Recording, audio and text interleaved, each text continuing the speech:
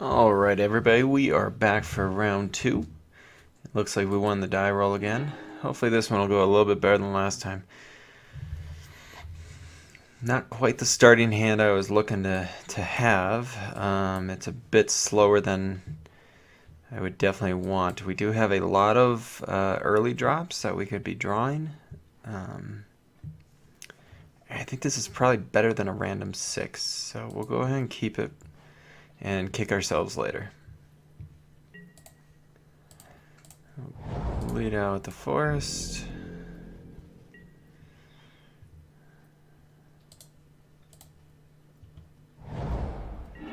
And we'll be going against somebody playing blue. So let's go ahead and no need to show them that we're playing white until we have to. And we'll definitely want to play a plains this next one because next turn, if we were to draw the War Oracle, which is a double white 4-mana spell, we would need to do it. So even though I was saying we should hold off, you gotta remember when you need that double white. And perfect timing to open free blade on turn 4. But let's go ahead and get a decent sized creature out there to start.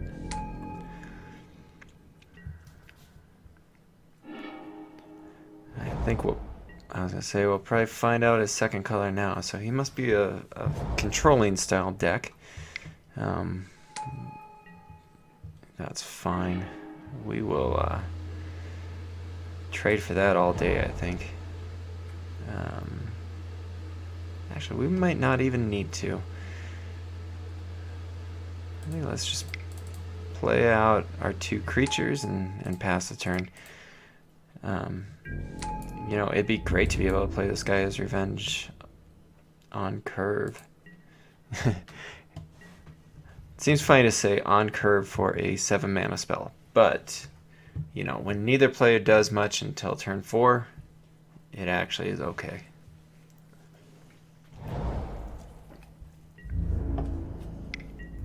And we'll just go ahead and let him attack in. As long as he doesn't have a languish, we're doing okay. And that's fine.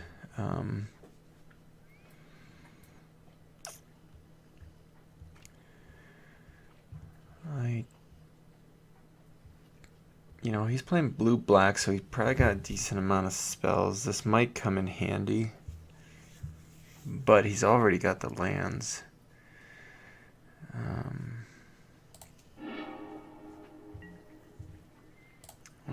We'll ditch that card. That's fine.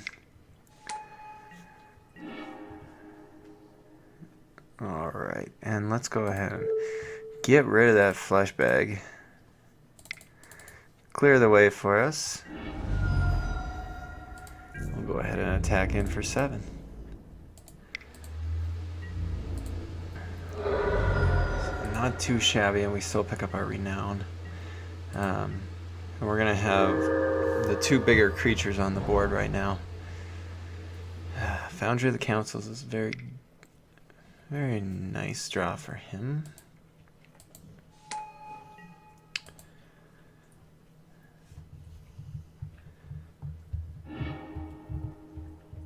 And so he threw away a Sigil Starfish, which is a really good card. So you gotta wonder what he ended up drawing. That doesn't seem well for me.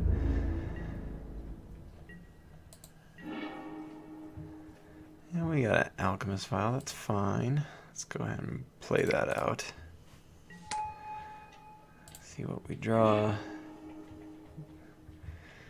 Perfect. I'm really tempted to go ahead and just attack into here with this Might of the Masses up. Because I could maybe get a 2-for-1 here. Let's go ahead and try this.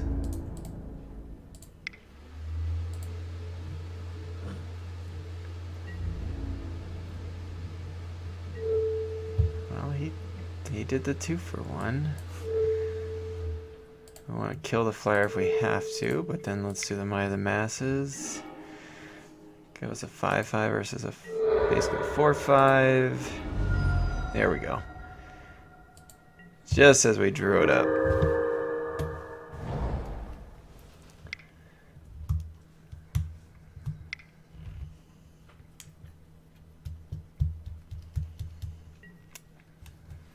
And, you know, Whirler Rogue seems like the type of card that he may have drawn to keep rather than a Sigil Starfish. So, definitely a very good card.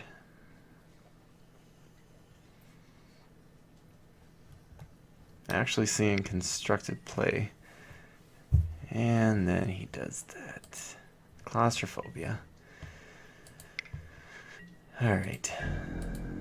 Back to square one. Got the land. I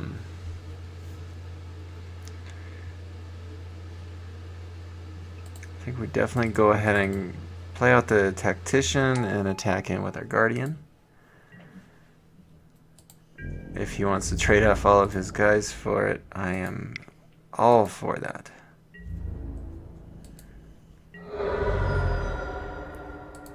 Of course he won't. I'm surprised he didn't at least chump block, though. Because he does have the Foundry to create more Thopter tokens if he wants to use the ability on the Whirler Rogue, which is to make a creature unblockable. Right now, he doesn't really have any creatures that are worth that much to make unblockable. There's our big guy. So I think we go ahead and... I think we could definitely go ahead and attack in here. You know, he may be looking to take out both of our guys by sacking his Foundry, which would be decent for us even. Or else he just chumps with them, but just the one.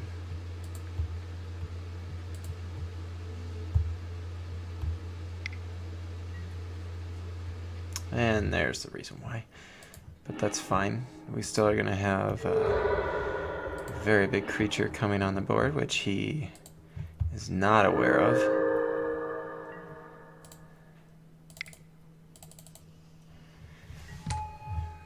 And now he's got chump blockers, that's for sure. He can make 2 more chump blockers here, and he's still got the Thopter token on the board. Not to mention whatever he has in his hand.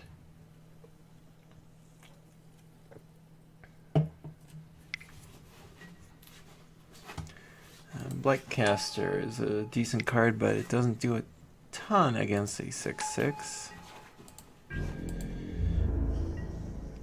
If we could get land here, we'll be... Oh, that's fine. I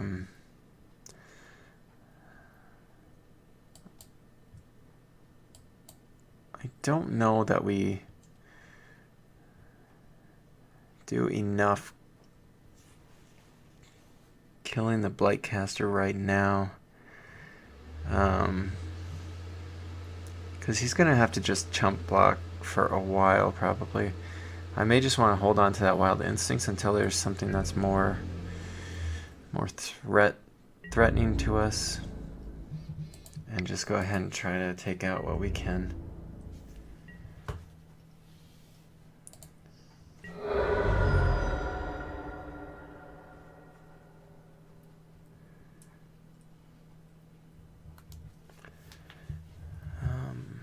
So we'll just go ahead and pass the turn, and we'll see what he can do.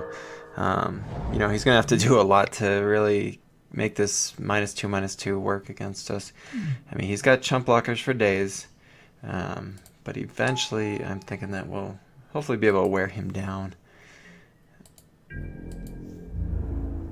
Or get a Rock Maulers to add a little trample damage.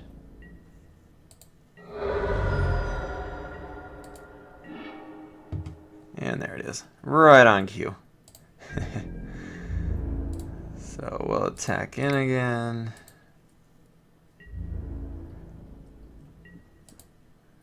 Just picking off these Thopters as we go. And we'll go ahead and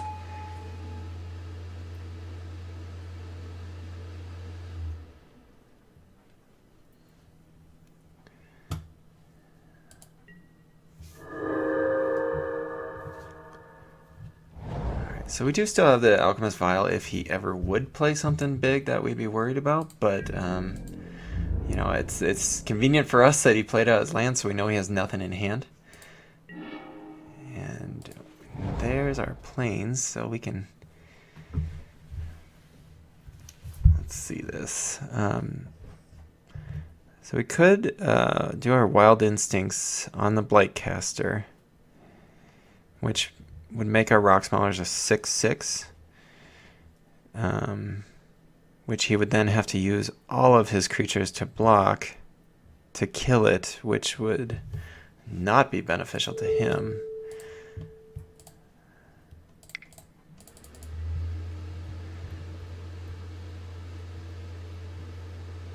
Because even if he sacks this and makes all those Thopter tokens, that's probably fine with me. And he just scoops. Yeah, we were looking pretty dominant there on the board, and you know, our top end is so strong that if we can make it there, it's going to be difficult for a lot of people to beat us. You know.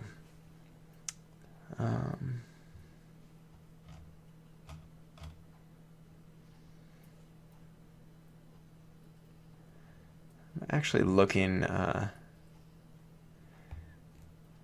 forgot I had this Evolving Wilds, which I would actually love to play, just to help us straighten out our draws if we need to.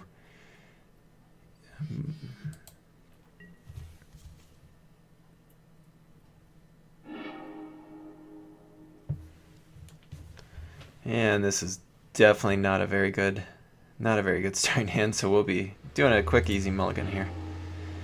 And this isn't great either, but we'll go ahead and keep it. I think we can make it work.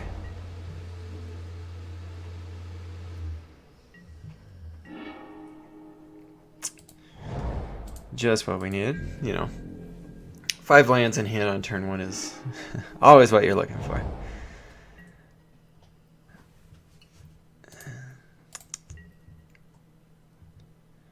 Our opponent's deck definitely doesn't seem to have the fastest of draws, so which is convenient for us. The fact that he's playing black does worry me because they have a lot of the most unconditional removal, which is tough for a green deck. Timberpack Wolf right on time. We'll go ahead and play our Orchard Spirit.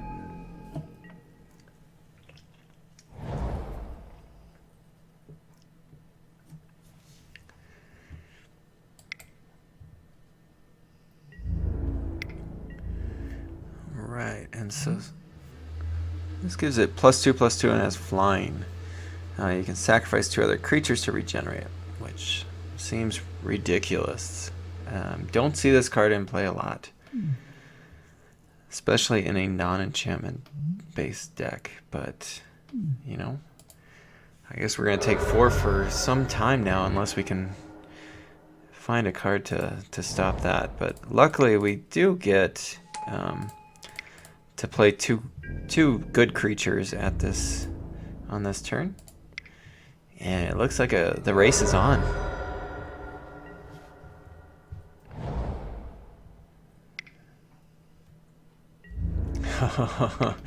And he adds another enchantment to it. Wow. So that creature is getting quite big. We actually need a War Oracle probably right now, I think. Yeah, this is a race that we are not winning right now. Gonna need some luck here.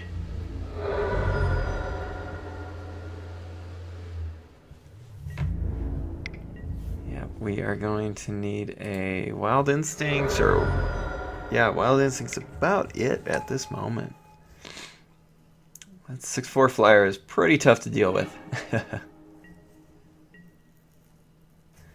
Ooh, a little bit of life gain never hurt somebody. So we'll go ahead and we will just attack in because we can't stop his guys anyway. Let's see what he does.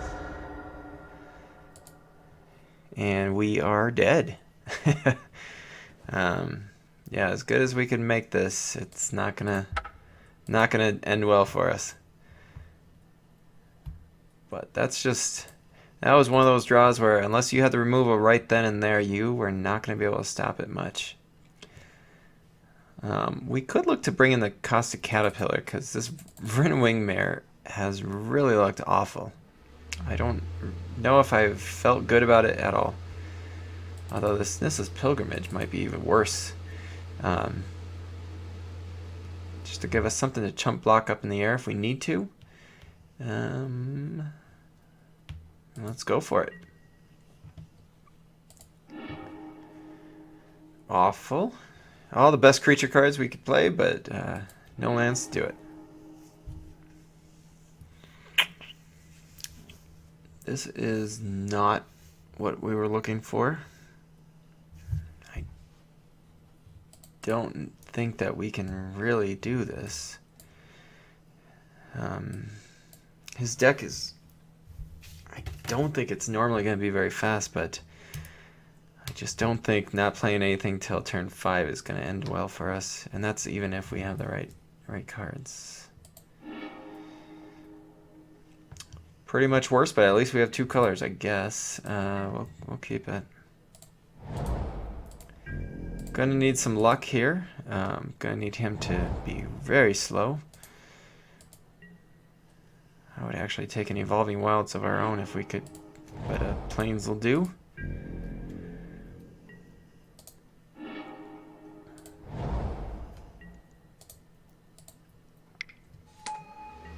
That's fine. Well, at least we are hitting our land drop, so we'll be able to play our War Oracle on curve. Unfortunately, we're not out of the woods yet. We still need more land, and then we'll need a few spells to help us. Alright, so let's get this guy out there.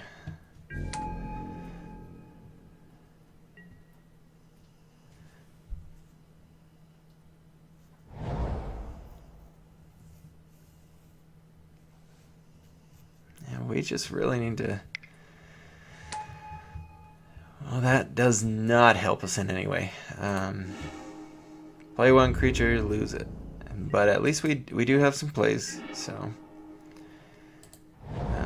and I'm going to lead out with this Guardian, just because if he has another removal spell, I'd rather he use it on this than on our Rock Maulers or our Outland Colossus. We're going to need to ride both of those to victory, so if he has a quick removal spell,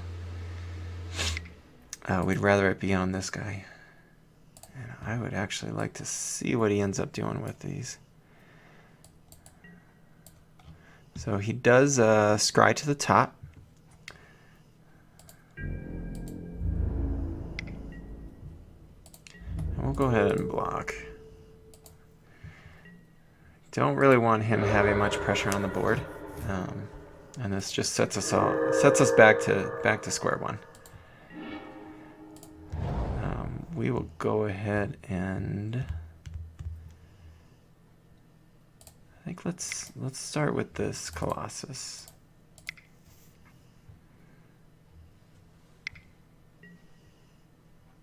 And that is awful. It's hard to play around those counterspells a lot of times. That's one reason why I took the Bone to Ash in the draft. It's really irritating. And he ends up putting his card on the bottom.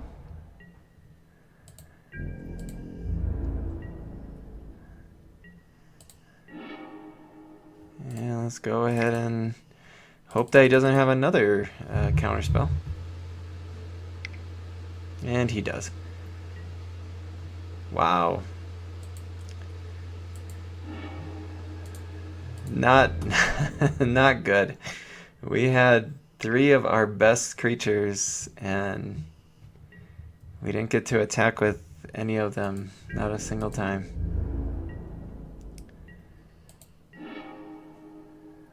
I suppose we can at least play out this guy. Doesn't seem worthy of countering. And I understand that we're not getting any advantage out of this one, but at least we will have 2 cards on the board. Whereas he's got a Scryfish, which he does not want to lose, I'm sure. There's a flying 3/3. We'll go ahead and offer the trade here. Does not take, and then we'll play out our wolf. Alright, playing off the top of the deck. He bottomed that scry.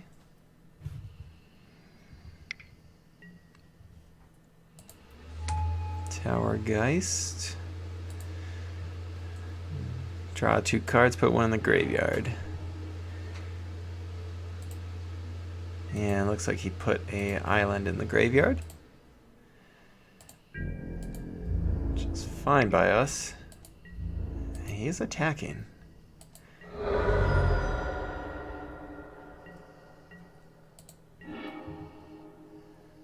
So that land is not helping us in any way, but we'll go ahead and just attack in. You know, he's going to be able to block with this Starfish. But it's a race at this point. I was really surprised that he attacked with that owl. And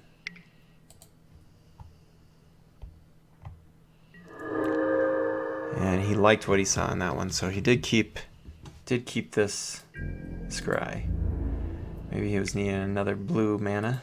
Hopefully he doesn't have that Scab Goliath. That's what I'd definitely not like to see come down here, because that's going to shut down my attacks pretty much. Whirler Rogue. Not a good sight either.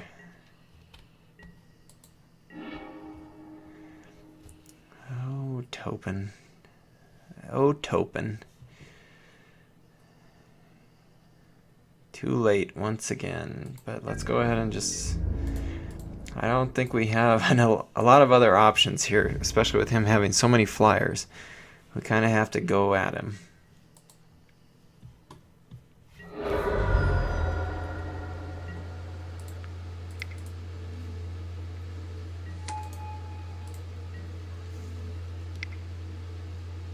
Another scry.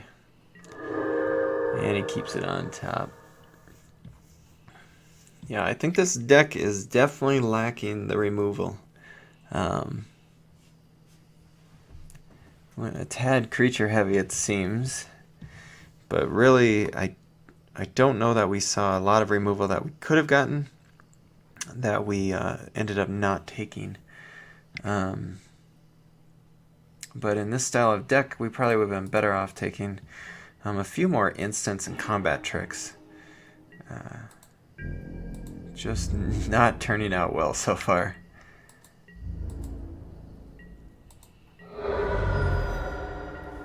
I'd love a Wild Instincts to kill that fish, but instead we just get another 2/2 that has no haste and can't do a lot. So...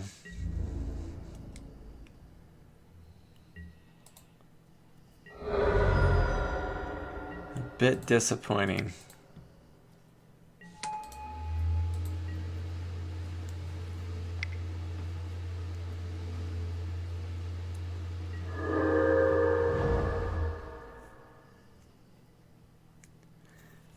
And unfortunately, we're just going to have to pass on through. We don't really have much of anything we can do. He's got all these flyers, and we've got ground creatures that can't handle them. He has a claustrophobia. Oh, there it is. Yep, this game is over. Awful. That's how it goes sometimes, though.